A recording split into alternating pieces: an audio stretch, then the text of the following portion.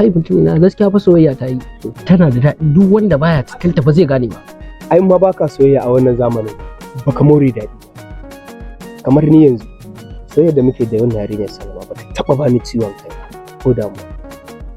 Musamman ka san a rayuwar soyayya sai idan kana dan ɗaukar yarinya kuna dan zuwa wani wuri haka, kaga nan mun je da ita wani wuri a Zuro, mun je ta siyo kayan kwalliya, kaka ga irin yanda yarinyar nan ta nuna mun jin daɗi a tattare da Gaskiya ne abu. ita rayuwar soyayya dole sai da kyauta. Gaskiya dai dukkan wani abu yana cikin soyayya. Ya ne? Baba ya kai. Ya ne. Wallahi ta bai noma. Alhamdulillah.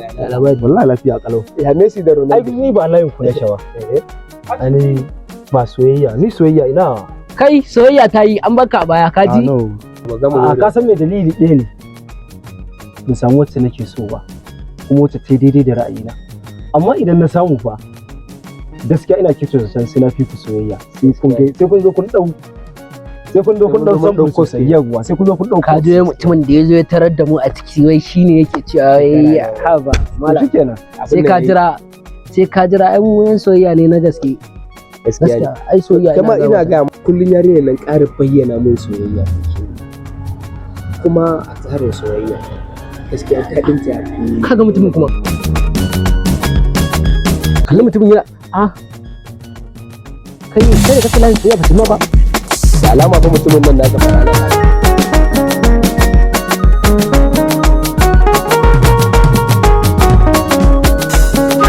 so da kauna ke cetawa, sirri da zuciya ta ke zana baiwa. Na baki so da kauna ke cetawa, sirri da zuciya ta ke zana baiwa.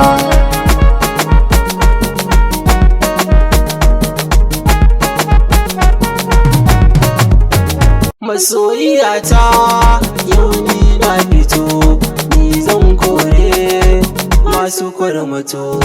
In yau na zam jirgi sha fito, tun da na ganki wurin ki na karkato. Ko a kwatance ki na ka ambato, zo ni gare ni yau rayuwa.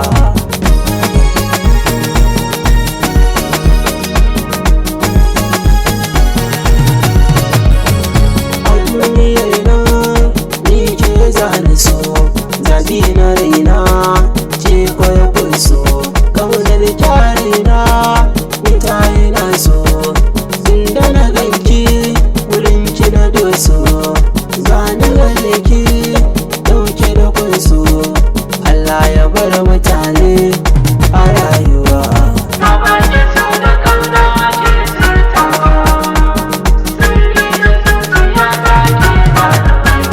Wacce nake so ai ta yarda da shan da muka yiwo har yayi huda. Mutangarin mu duk sun shaida, rikon amana ni na yarda. In kika bar ni zan shiga damuwa.